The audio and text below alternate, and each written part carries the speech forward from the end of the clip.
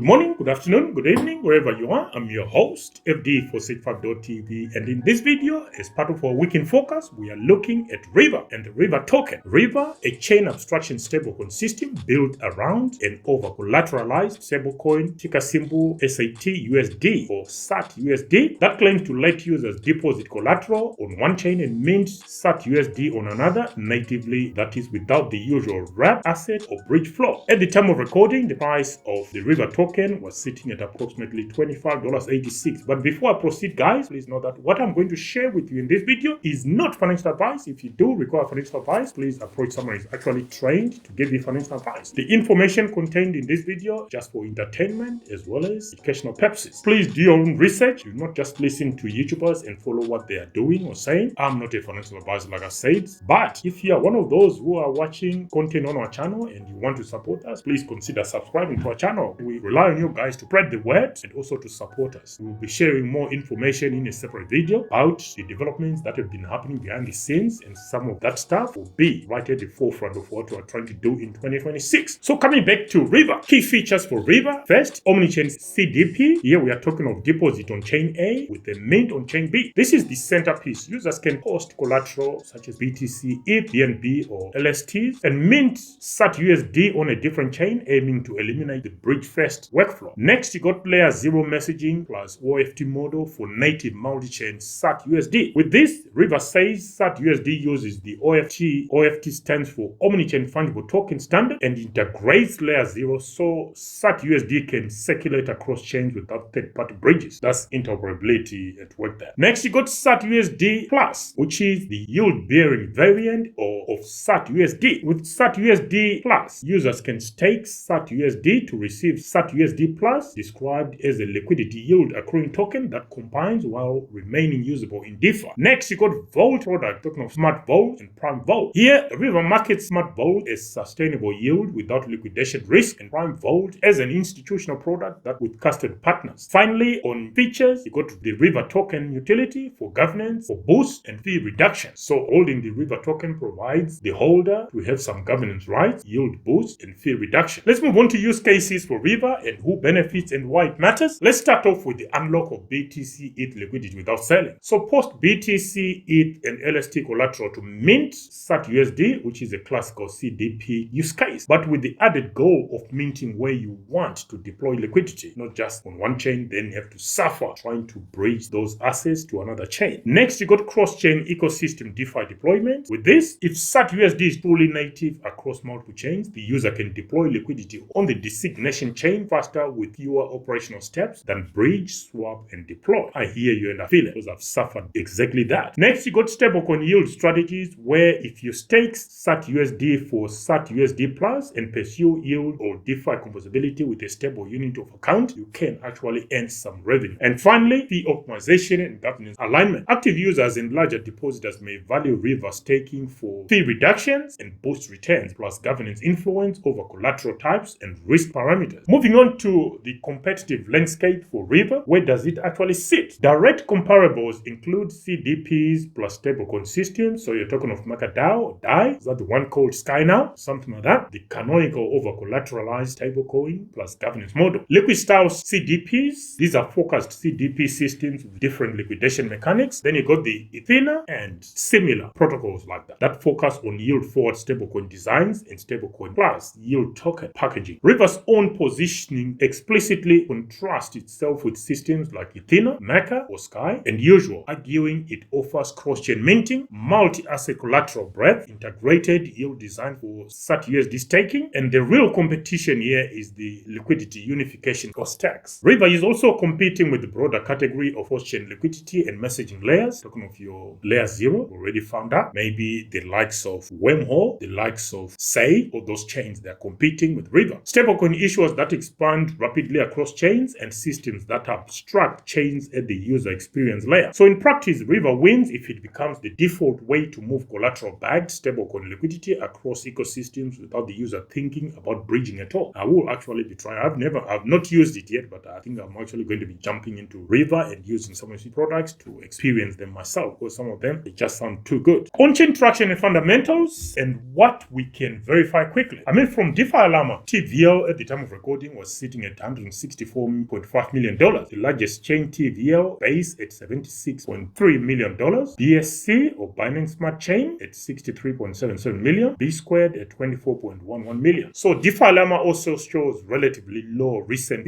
revenue run rates in the display window, though it reports meaningful cumulative revenue historically. And my take on that information from DeFi Llama is that River is the real TVL, but the durability and scale of revenue and how much accrues to token holders versus incentives is the key item to watch. So that's something to be aware of, guys. Pay attention to that. And for some price projections, with today's reference at the time of recording, the price sitting at $25.86, market cap of $506.8 million, circulating supply at 19.6 million with a maximum of 100 million. So we are sitting at just under 20% circulation. Yeah, there will be quite a bit of diluting. And the critical point about how high it can go for River, how high depends heavily on circulating supply at peak. If the token floats from 19.6 million towards 50 to 100 million over the cycle, the same market cap implies a much lower price. So the cleanest way is to forecast possible peak market caps and show price ranges under two supply assumptions. Low float case circulating stays at approximately 20 million, but that is very tight because it's always going to rise from where we are. Higher float case circulating expands to say 60 million River token, more typical mid-cycle. So the base case there will be it grows into a mid-tier stablecoin and CDPs. That will give us a peak market cap of 1.5 billion, and the price for River, if the circulating remains at 20 million, price will go to say $75. But if circulation goes up to say 60% of maximum, you're looking at River staying roughly where it is because of dilution. And the bull case is when River becomes a leading omni-chain CDP brand. So you're talking about peak market cap of approximately 3 billion. That will give us a price of $150 if circulation remains at 20%, which is highly doubtful. And if circulation goes up to 60% of maximum, you're looking at River at $50, which is doubling from where we are. Is that good risk reward? You do your own research, guys, and make up your own decision. But the truth is most likely going to be in between the two price bands we've introduced or we've shared with you guys for the base case and the bull case. And the strong bull or the crazy bull stop where River becomes the top stablecoin infra winner. You're talking of peak market cap of $7.5 billion,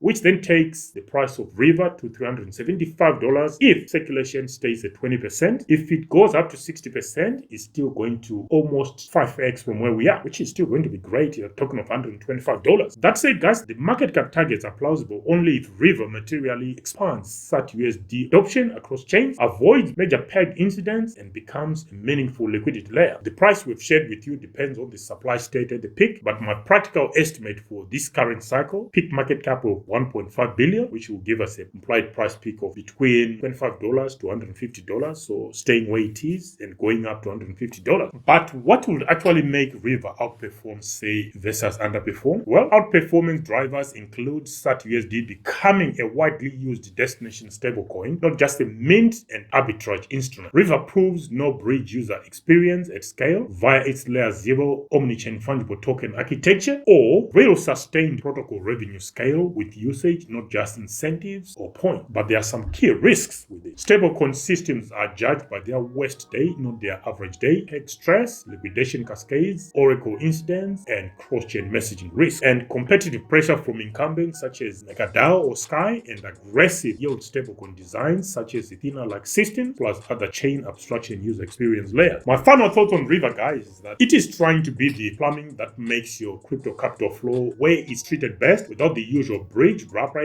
ritual. If it pulls that off, River may not just ride the cycle, it could end up owning a piece of the water system. What are your thoughts as far as River is concerned, guys? Do you hold River? Let us know in the comment section. For me, at the moment, I'll probably just observe from a distance and see where it goes. Maybe when something better comes up, I'll jump in because where it is, I'm thinking it's probably already overvalued where we are today. But then we also said that it may 5x from where we are. The risk-reward ratio is still producing a red flag. What are your thoughts? Let us know in the comment section, guys. Until the next one, FD for 65.tv. Signing out for now. Bye.